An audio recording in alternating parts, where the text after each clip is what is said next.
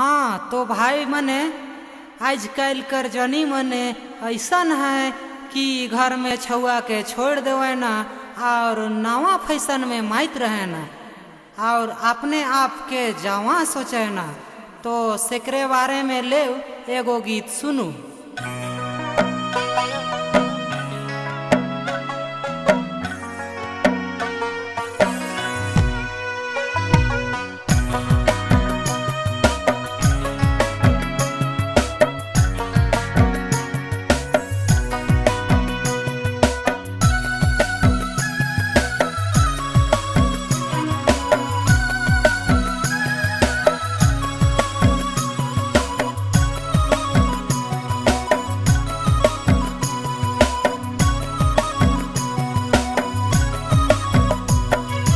छुआ घर में छोड़ के ओ छुआ घर में छोड़ के तू जानी जाए कहाँ। छुआ घर में छोड़ के ओ छुआ घर में छोड़ के तू जानी जाए कहाँ।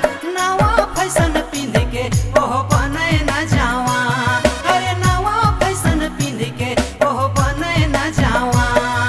छुआ घर में छोड़ के ओ छुआ घर में छोड़ के तू जानी जाए छुआ घर में छोड़ के ओ छुआ घर में छोड़ के तू जानी जाए कहाँ। नवा फैशन पिंध के ओह बने न जावा। अरे नवा फैशन पिंध के ओह बने न जावा।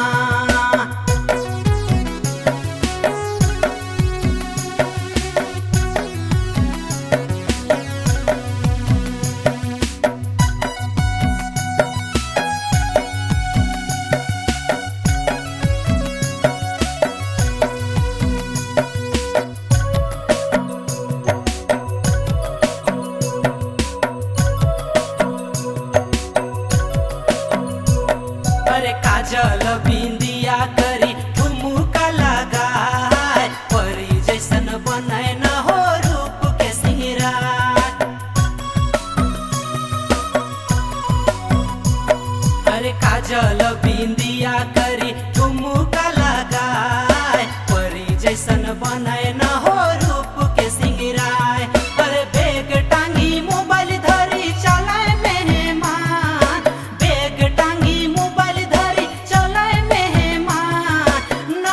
फैशन पिंध के ओह बने न जावा।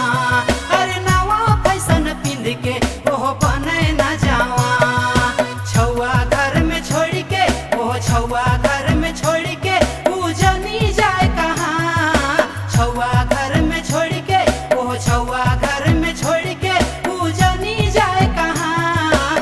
नवा फैशन पिंध के ओह बने न जावा। अरे नवा फैशन पिंध के ओह बने न जावा।